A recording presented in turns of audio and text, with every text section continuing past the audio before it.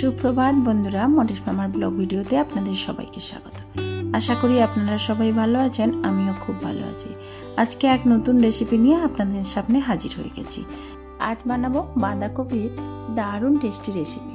এর জন্য বাঁধাকপিগুলোকে piece piece করে কেটে কড়াইয়ের মধ্যে নিয়ে ওর মধ্যে কিছুটা পরিমাণ জল দিয়ে কপিগুলোকে আগে ভালোভাবে সিদ্ধ করে নেব।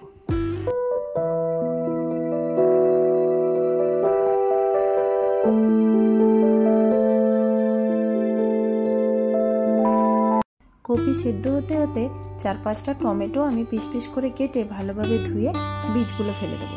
এদিকে কপি সেদ্ধ হয়ে গেছে। একটা ছান্তার সাহায্যে জল ঝাড়িয়ে ঢাকার মধ্যে নিয়ে নেব, যাতে ভালোভাবে জলগুলো ঝরে যায়।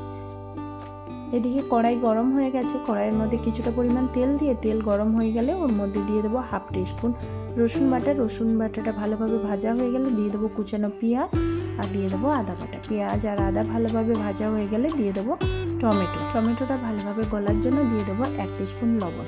বেশ কিছুক্ষণ নাড়াচাড়া করে ঢাকনা দিয়ে অল্প পরিমাণ জল দিয়ে টমেটোটা গলিয়ে নিতে হবে। কিছুটা গলে গেলে দিয়ে দেবো অল্প পরিমাণ তেল, কাশ্মীরি লঙ্কার গুঁড়ো, জিরের গুঁড়ো, ধনের গুঁড়ো, হলুদ গুঁড়ো আর লাল লঙ্কার গুঁড়ো, সাথে স্বাদ পরিমাণ লবণ। বেশ কিছুক্ষণ নাড়াচাড়া করে মশলা থেকে তেল ছেড়ে এলেই দিয়ে দেবো টক দই 2 টিস্পুন। দই দিয়ে বেশ কিছুক্ষণ নাড়াচাড়া করে মশলাটা ভালোভাবে কষানো হয়ে গেলে দিয়ে দেবো আগে থেকে বয়েল করে রাখা বাঁধাকপিগুলো দিয়ে বেশ কিছুক্ষণ নাড়াচাড়া করতে হবে। কিছুক্ষণ ঢাকনা দিয়ে বাঁধাকপি আর মশলাটাকে সুসিদ্ধ হতে দিতে হবে।